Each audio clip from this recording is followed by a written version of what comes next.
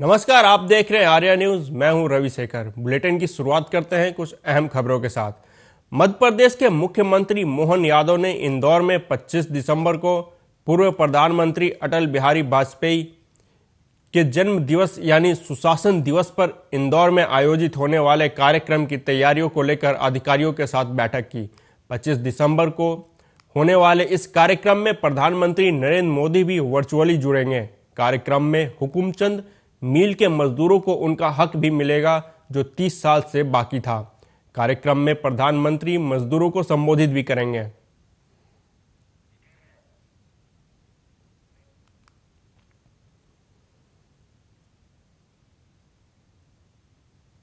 वहीं उज्जैन पहुंचे मध्य प्रदेश के मुख्यमंत्री मोहन यादव ने स्वच्छता अभियान के तहत हाथों में झाड़ू लेकर अटल उद्यान में स्वच्छता का संदेश देते हुए झाड़ू लगाए और अटल उद्यान में पौधरोपण भी किया।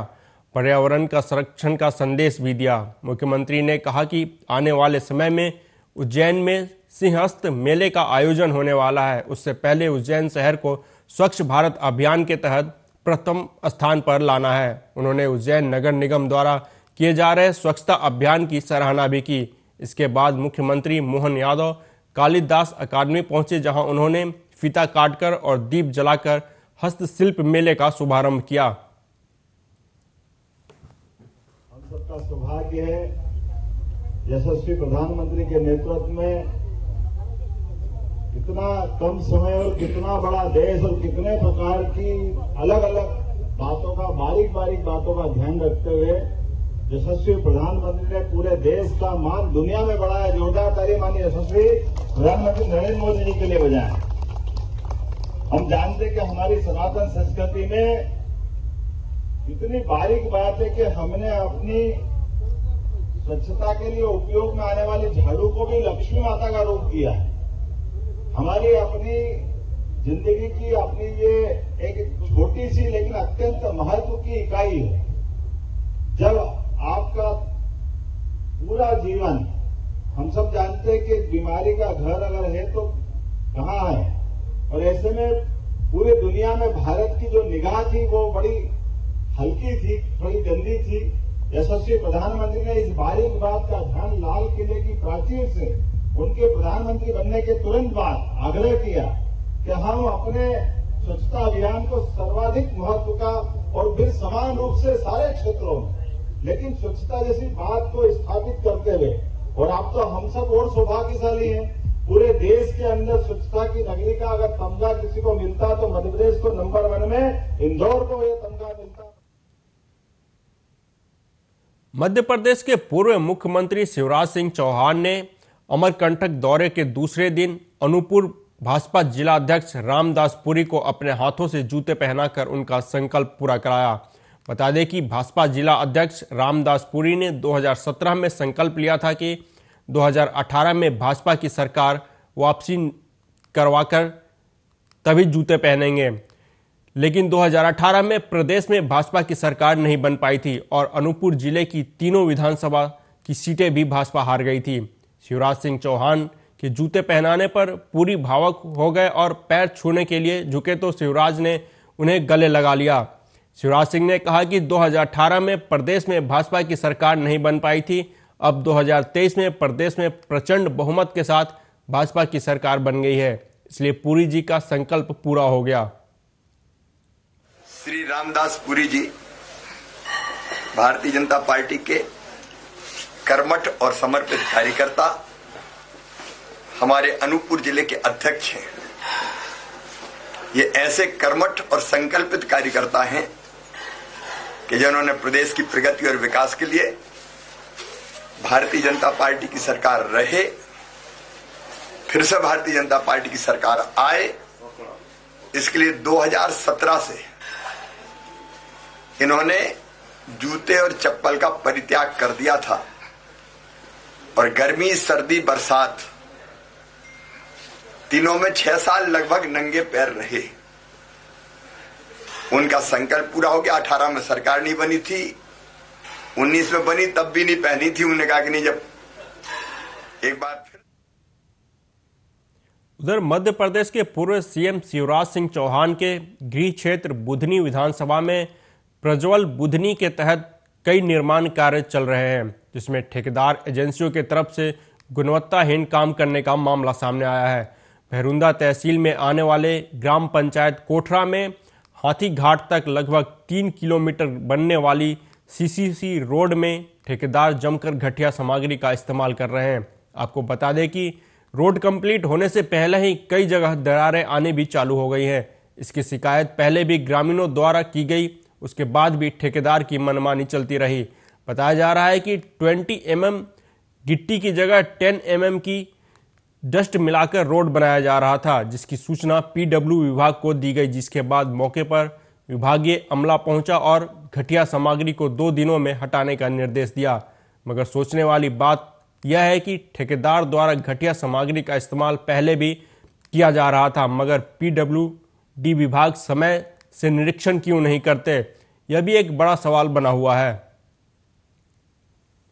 उसमें बहुत सारी अनियमितता तो पहले ये है सर की, उसमें 20 mm का उपयोग होना चाहिए, मगर 10 mm की चूरी मिलाई जा रही, जो कहीं से कहीं के प्राकलन में उपयोग नहीं होती है 10 mm। और उसमें क्रैक भी बहुत आने लगे हैं, और जो रोड अलग अलग पट्टी में बना है तो वो बीच में से हमेशा भविष्य में उसको दरार पड़ जाएगी। बीच में जो जॉइंट है उसमें तार भी नहीं लगाए, कहीं कहीं बीच में भी इंजीनियर साहब को हमने कॉल करके बताया था, तो हम एक दिन कॉल करते हैं, 2 दिन काम सही चलता, फिर वो लापरवाही करने लगते हैं, कुछ कार्रवाई। एक तरह से जॉइंट था, और जहाँ तक डस्ट आने सवारा, डस्ट नहीं थी, वो एक साइड 10 mm या चूरी पड़ी हुई थी, थोड़ा मिक्स थी।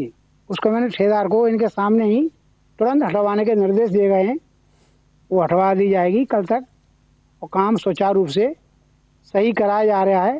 समय समय पर हमारे वरिष्ठ अधिकारी भी इस मार्ग पर आते आते रहते हैं। गुणवत्ता की यहाँ तक बात है तो गुणवत्ता के साथ विभाग कभी नहीं करता, अच्छी गुणवत्ता का सारी कार्य किया जा रहा है। समय समय पर इसकी कोर टेस्टिंग मशीनों द्वारा भोपाल सेंट्रल लैब से कराई जाती है, इसके परीक्षण के उपरांत ही ठेकेदार का भुगतान किया जाता है। भिंड में बढ़ती सर्दी को देखते हुए भिंड जिला प्रशासन अलर्ट हो गया है। सर्दी से बचने के उपाय के लिए अपर कलेक्टर राजकुमार खत्री ने आदेश जारी करते हुए अधिकारियों को निर्देशित किया कि सभी सार्वजनिक स्थलों पर अलाव जलाने की व्यवस्था की जाएगी, जिससे कि आवारा जानवरों, असहाय लोगों को कड़ाके की ठंड से निजात मिल सके। देखिए, जैसे कि ठंड जो है अपने जो है अधिकता लिए हुए है, चरम पर है, और ठंड की जो है शीतलहर जो है बढ़ी हुई है, तो इसमें जो है लोग बाहर से भी आते हैं जाते हैं, तो कहीं ना कहीं ठंड में जो है सर्दी के नियंत्रण के लिए नगरीय निकायों की ड्यूटी होती है कि वो जो है यथासंभव जो है अलाव वगैरह की जो है व्यवस्था करें। तो उसी को लेके सभी नगरीय निकायों के लिए अलाव की व्यवस्था करने के लिए लिखा गया है। सर, इसमें यदि ये आदेश का पालन यदि कठोरता से नहीं होता है तो क्या जिम्मेदारों पर कार्रवाई होगी? देखिए, ये जो है जितनी भी स्थितियां जो रहती हैं ये हमको जो है करनी होती हैं, तो वो उसके लिए जो है ये कई सारी चीज़ों से जो है उसमें अगर उनके पास उपलब्धता है, उसके टेंडर हैं, उनको ऐसा करना चाहिए, तो निश्चित रूप से जो है अगर वो नहीं करते तो रायसेन के एसडीएम मुकेश सिंह शनिवार की रात लगभग 9 बजे अचानक नगर पालिका द्वारा संचालित रैन बसेरा पहुंचे, जहां उन्होंने रैन बसेरे में व्यवस्थाओं का जायजा लिया। एसडीएम मुकेश सिंह ने कहा कि नगर पालिका द्वारा संचालित रैन बसेरों में सोने और ठहरने की उत्तम व्यवस्था पाई गई, वहीं शौचालय भी अच्छी स्थिति में पाया गया। अचानक बड़ी सर्दी को देखते हुए रायसेन प्रशासन नगर पालिका द्वारा संचालित रैन बसेरों की व्यवस्था में जुड़ गया है, जिससे कि बाहर से आने वाले यात्रियों को रैन बसेरों में अच्छी सुविधा प्राप्त हो सके। बसेरे जो हमारे बस स्टैंड के पास रायसेन जिले में जो रैन बसेरा है, इसका निरीक्षण किया गया। समय समय पर जिला प्रशासन द्वारा ये निरीक्षण किए जाते रहते हैं, और ये रैन बसेरा जो है नगर पालिका परिषद रायसेन द्वारा इसकी व्यवस्थाएं देखी जाती हैं। जो मेरे द्वारा इसमें चीज़ें पाई गई वो कमोबेश ठीक स्थिति में पाई गई। इनके सोने की व्यवस्था और इनका जो शौचालय की व्यवस्था हो या बाकी सारी चीज़ें जो भी हैं, और वो सभी ठीक स्थिति में ही पाई गई। ये समय समय पर हमारे द्वारा निरीक्षण किए जाते हैं, और इसी प्रकार से हम देख रहे हैं कि अभी यहाँ पर कुछ लोग रुके। रायसेन में प्रांजल हत्याकांड मामले में नाबालिग आरोपियों को जेल भेज दिया गया है, लेकिन परिजनों ने सीआईडी की जांच के साथ 3 अन्य मांगों को लेकर सैकड़ों लोगों के साथ देवरी थाने का घेराव किया। वहीं स्थिति बिगड़ते देख भारी पुलिस बल और वज्र वाहन को बुलाया गया। 4 घंटे की मशक्कत के बाद चारों मांगों को मान लिया गया है। बता दें कि रायसेन जिले के देवरी थाना क्षेत्र में स्कूली छात्र की उसके साथी छात्रों ने ही हत्या कर दी थी। 2 महीने बाद पुलिस ने नाबालिग 3 आरोपियों से पूछताछ कर मृतक के 100 की अस्थियों और कपड़ों से पहचान कर ली थी। वहीं परिजनों ने आज 4 सूत्री मांगों को लेकर सैकड़ों लोगों के साथ थाने का घेराव किया। ये थाना देवरी की घटना है। 18 अक्टूबर के दिन में ये बालक जो प्रांजल दास जो है वो अपने घर से गया हुआ था। उसके बाद वो घर वापस नहीं आया। अरे अभी तो होने दो टेढ़े। जनों के द्वारा सर्च किया गया। बाद में जब ना मिला स्टैंड बाय बोलना ना, थाने पर आकर रिपोर्ट दर्ज कराई गई और उसमें थाने पर एफआईआर रजिस्टर्ड की गई और लगातार उसके बाद से प्रयास किए गए उसको ढूंढने के लिए। विभिन्न जो टीमें बनाई गई अन्य जिलों में जहां पर भी परिजनों के द्वारा जानकारी मिलती गई और पुलिस के जो फैक्ट्स आते गए तो उस पर काफ़ी कुछ सॉर्ट आउट किया गया, उसको देखा गया।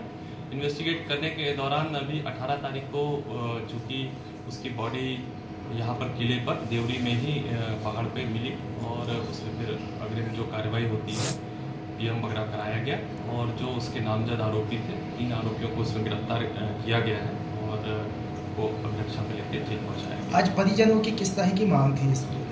परिजन चूँकि आज आए हुए थे वो उनका कहना था कि इसमें और भी लोग इन्वॉल्व हो सकते हैं, तो इसकी सूक्ष्मता से जाँच की जाए। तो इसके लिए हम लोगों ने आश्वासन दिया है कि हम इसमें चूँकि सूक्ष्मता से जांच कराएंगे और उनकी मांग थी कि सीआईडी जांच कराई जाए। तो हमारे द्वारा यहां से वरिष्ठ अधिकारियों से चर्चा करके वरिष्ठ स्तर पर सीआईडी जांच के लिए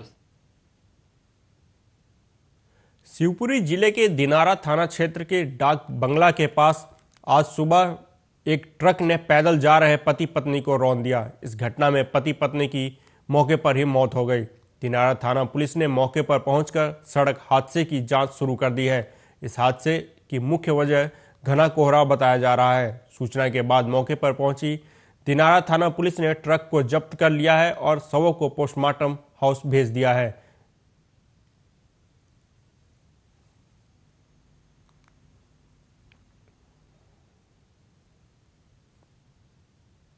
मध्य प्रदेश सरकार महिलाओं को स्वास्थ्य सुविधा देने के कितने भी बड़े बड़े दावे कर ले, लेकिन करोड़ों रुपए पानी की तरह बहा देने के बाद भी धरातल पर यह पूरी तरह से ध्वस्त ही नजर आता दिखाई दे रहा है।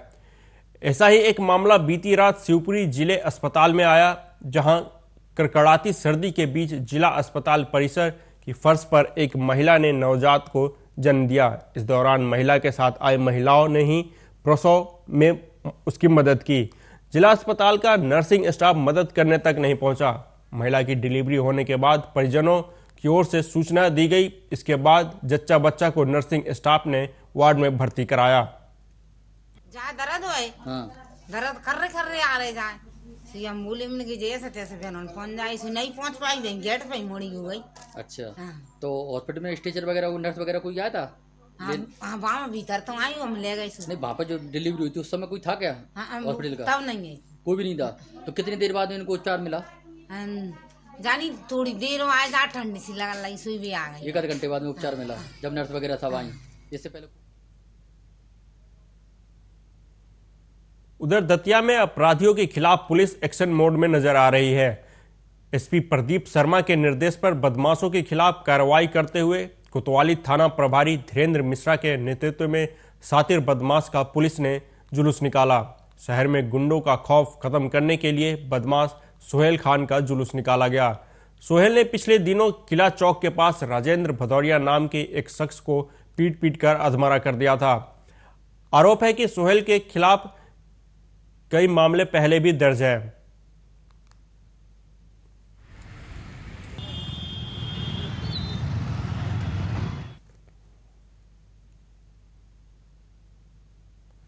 हापुड़ के सिंभावली गांव हिम्मतपुर के पास ग्रामीणों के लिए सर्विस रोड और उतरने चढ़ने के लिए सीढ़ियों की सुविधा नहीं मिल रही है, जिसके विरोध में भानु कार्यकर्ताओं ने अन्य किसान संगठनों के साथ अनिश्चितकालीन धरना देना शुरू कर दिया है।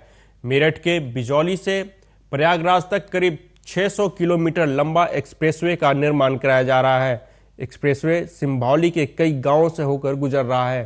धरने में मौजूद किसानों ने कहा कि जब तक किसानों की मांग पूरी नहीं होती तब तक अनिश्चितकालीन धरना जारी रहेगा।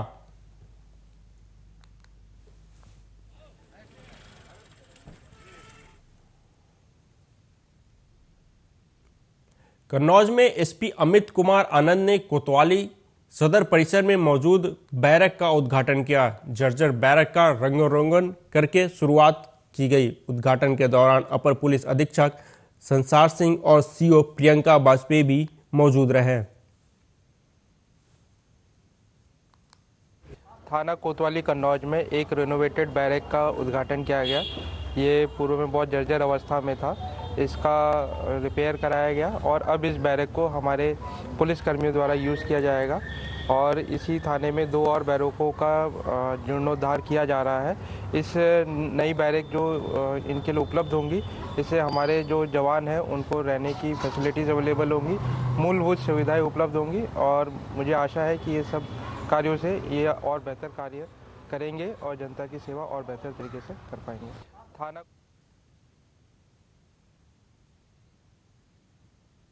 रायबरेली जिला अस्पताल के डॉक्टर प्रदीप कुमार पर मरीज और उसके तीमारदारों ने अभद्रता करने, हॉस्पिटल से भगाने और इलाज न करने का आरोप लगाया है, जिसको लेकर अस्पताल परिसर में घंटों हंगामा होता रहा। वहीं हॉस्पिटल के स्टाफ पर भी रुपए मांगने का आरोप लगाया गया है।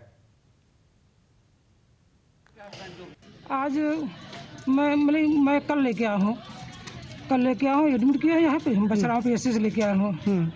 फिर यहाँ पे एडमिट किया, इंजेक्शन लगाया, बाहर से लिखे 750 के लगाए, आराम मिला। उसके बाद वार्ड में लेके आए, फिर यहाँ पे 2 इंजेक्शन केवल लगाए। इंजेक्शन लगाने के बाद रात में मीटिंग लड़की मेरे सोई, शनिवार सुबह उठी वही 6 बजे। अभी दिक्कत क्या है? अभी ये बेहोश है। तो कहाँ लेके जा रहे हैं? लेके कहाँ जा रहे हैं? घर ले जाएंगे। क्यों यहाँ इलाज नहीं क्या इसका? मेरे पास पैसे नहीं, यहाँ पैसों का इलाज होता पैसे वालों को। और जो इंजेक्शन लगे वो आप अंदर से लिए या बाहर से मंगाए? बाहर से मंगाए। अच्छा, कितने का मंगाए हैं? 750 का। किसने लिखा था? वहाँ इमरजेंसी में लिखे थे, डॉक्टर नाम तो पता नहीं, पर्ची लिखे दे दे ले आए। कब लेके आए थे? शाम को।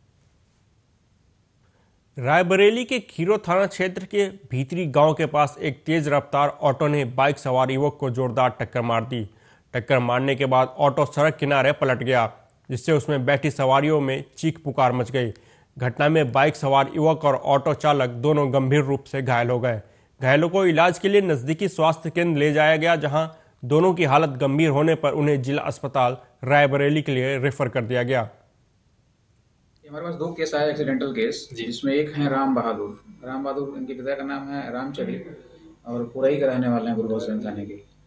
ये ऑटो को चलाते हैं, तो चला रहे थे, इनके बगल में बता रहे हैं कि एक और कोई मोहित कुमार, एक और जो लड़का आया है उसका नाम मोहित कुमार है, उसको भी चोट लगा है, पैर में चोट लगा है, इसके एक को दाहिने में लगा है, एक को बाएं में लगा है। तो जो राम बहादुर है उनका पैर जो है टूट गया है, दाहिने साइड का जो पैर है नीचे वाला तो टूट गया है। तो इनका प्राथमिक उपचार दोनों लोग करके जिला अस्पताल रेफर किया। हापुड़ में उत्तर प्रदेश खाद्य सुरक्षा और औषधि प्रशासन के आदेश और जिला अधिकारी प्रेरणा शर्मा के निर्देश पर खाद्य सुरक्षा और औषधि प्रशासन विभाग के जिला टीम द्वारा केके सुपर ब्रेकर्स और चंडी रोड के राकेश कुमार की दुकान से केक का नमूना लिया गया। सभी नमूनों को जांच के लिए लैब में भेजा गया है। जांच रिपोर्ट प्राप्त होने के बाद आगे की कार्रवाई की जाएगी।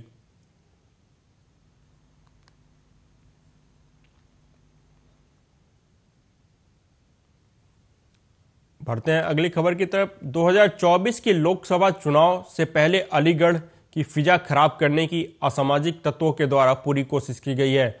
मस्जिद की दीवार पर जय श्री राम लिखने को लेकर अब विशेष समुदाय में आक्रोश देखने को मिल रहा है और कार्रवाई की मांग उठने लगी है। मामले को लेकर इलाके की पुलिस भी पूरी तरीके से मुस्तैद नजर आ रही है। वहीं पुलिस ने मौके पर शांति व्यवस्था कायम होने का दावा किया है। थाना देहली गेट का एक प्रकरण संज्ञान में आया, जिस संबंध में मुख्य क्षेत्राधिकारी नगर प्रथम द्वारा अवगत कराना है कि प्रकरण के संज्ञान में आते ही तत्काल पुलिस उच्च अधिकारियों द्वारा मौका मुआयना किया गया तथा दुकान के बराबर में जो मजदूर द्वारा जो लिखा गया था उसे दोनों पक्षों की आपसी सहमति से हटवा दिया गया और दोनों पक्षों में आपस में सौहार्दपूर्ण वार्ता हो गई है। ये 10:15 की बात है। वहां से एक साहब गुजर रहे थे दिल्ली गेट से, तो कुछ लोग 6-7 लोग मस्जिद पर लिख रहे थे जय श्री राम। उन्होंने मुझे फ़ोन किया कि विधायक जी ऐसे ऐसे मस्जिद की दीवार पे जो बाउंड्री की दीवार है उस पर लिखा जा रहा है। उन्होंने वहाँ से मुझे फ़ोटो भी भेजा। मैंने तुरंत इंस्पेक्टर दिल्ली गेट को फ़ोन किया। मैंने कहा आपकी नॉलेज में है कि ऐसे ऐसे घटना हो रही है वहाँ पर? बोले मुझे नॉलेज में नहीं, मैं पहुँच रहा हूँ 10 मिनट के अंदर। मगर ईमानदारी की बात यह है कि इंस्पेक्टर जो दिल्ली गेट है वो 10 मिनट के अंदर पहुँच गई और वहाँ पर उन्होंने उसकी जो लिखा था उसको मिटाया और उसको पेंट वेंट करा दिया। लेकिन मेरा कहना ये है, ये कौन लोग हैं जो शहर के अंदर आग लगाना चाहते हैं? इलेक्शन का वक्त है, थाने के सामने एक चुनौती भरा नारा, ये वो लोग जो शहर के अंदर आग लगाना चाहते हैं, इनके खिलाफ FIR होनी चाहिए और इन पे NSA लगा के कार्रवाई होनी चाहिए, इनको जेल भेजा जाए। मेरी कप्तान साहब से ही बात हुई है और मैं पुलिस से ये गुजारिश करूँगा कि बिना देर किए हुए इसके अंदर FIR करी जाए और जो लड़के जो हैं जिन्होंने शहर का माहौल ख़राब करने की कोशिश करी है उनको चिन्हित करके जेल भेजा जाए। अलीगढ़ में अभी आज की खबर यह है कि देखिए दिल्ली गेट चौराहे पर मस्जिद पर जिस प्रकार से किसी शरारती तत्व या कोई सोची समझी रणनीति के तहत ये जय श्री राम लिखा गया, जिससे कहीं न कहीं ऐसा लगता है कि सांप्रदायिक सद्भावना को बिगाड़ने के लिए ऐसा किया हुआ कृत्य लगता है और ये कहीं न कहीं अलीगढ़ के सौहार्द के लिए जो बिगाड़ने का प्रयास जिन लोगों ने भी किया है उन पर पुलिस प्रशासन कठोरतम कार्रवाई करे और तुरंत का तुरंत करे, क्योंकि ये बड़ा मामला है। क्योंकि अलीगढ़ अमन और शांति के लिए जाना जाता है। उस अमन और शांति पर कहीं ना कहीं ऐसा लग रहा है कि कुछ लोग उसके अंदर सांप्रदायिक सद्भावना बिगाड़ने के लिए ऐसा कुछ उन लोगों ने किया है और जिन लोगों ने भी किया है उनके चेहरे उजागर होने चाहिए और पुलिस प्रशासन का उन पर डंडा चलना चाहिए और ऐसे लोगों के घरों पर बुलडोजर चलना चाहिए और ताकि ऐसे कभी भी भविष्य में भी ऐसा कोई भी व्यक्ति इसके अंदर कोई भी आगे कुछ काम न कर सके। अलीगढ़ में पंजाब में पिछले कुछ दिनों से पुलिस लगातार गैंगस्टरों के साथ सख्ती से पेश आते हुए एनकाउंटर किए जा रही है। पटियाला में भी कुछ दिन पहले मलकी चित्र नाम के गैंगस्टर के साथ पुलिस का एनकाउंटर हुआ था। वहीं पटियाला पुलिस को एक और बड़ी सफलता मिली है जब लॉरेंस बिश्नोई गैंग से संबंधित नरेंद्र शर्मा नाम के गैंगस्टर को गिरफ्तार किया गया, जिसके पास से 2 आधुनिक पिस्टल, 10 राउंड और गाड़ी बरामद की गई है। फिरौती, लूटपाट और हत्या के कई मामलों में पुलिस को नरेंद्र शर्मा की तलाश थी। पटियाला पुलिस लगातार शरारती समाज विरोधी अंसर ਅਤੇ ਗੈਂਗਸਟਰਾਂ ਦੇ ਖਿਲਾਫ ਇੱਕ ਬੜੀ ਸਰਗਰਮੀ ਨਾਲ ਅਸੀਂ ਮੁਹਿੰਮ ਚਲਾਈ।